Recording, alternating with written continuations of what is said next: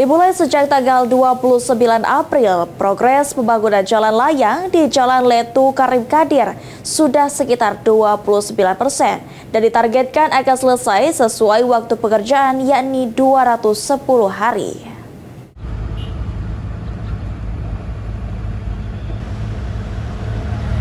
Setelah sebelumnya mengalami kerusakan parah, kini Jalan Letu Karim Kadir, Kecamatan Kandus, Kota Palembang masuk tahap pembangunan jalan layang slab on pile sejak akhir bulan April lalu.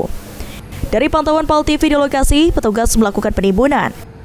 Kepala Dinas Pekerjaan Umum Bina Marga dan Tata Ruang Sumatera Selatan, jalan yang rusak sudah dilakukan penimbunan dan pemeliharaan. Selain itu, dari 30 tiang panjang yang akan digunakan, sudah ada 10 tiang panjang di lokasi pembangunan.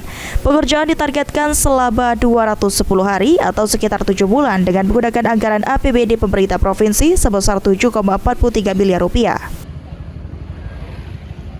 Saat ini sudah di lokasi sudah stok untuk tiang pancang, untuk batangnya itu ada 30 ya.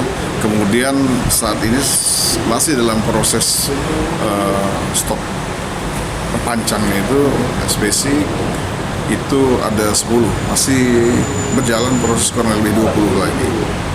Jadi tiang pancang kita sudah datangkan. Nah, untuk sementara progresnya di 29%, deviasi kurang lebih 4% dari 25% yang direncanakan. Kami berharap cuaca mendukung, kemudian pelaksanaan pekerjaan di lapangan tetap lancar. Sementara itu, Ketua RT 22 Kelurahan Karangjaya, Kecamatan Kandus, Sukri mengatakan, meski proses pembangunan masih berlangsung, warga masih dapat melintasi jalan tanpa hambatan dan jalan lama tetap dapat digunakan sementara waktu. Alhamdulillah sudah berjalan untuk pembangunan jalan ini.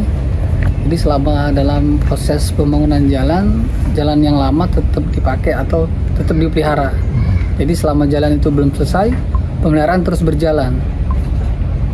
Kondisinya sudah sejauh mana ini ini pembangunannya?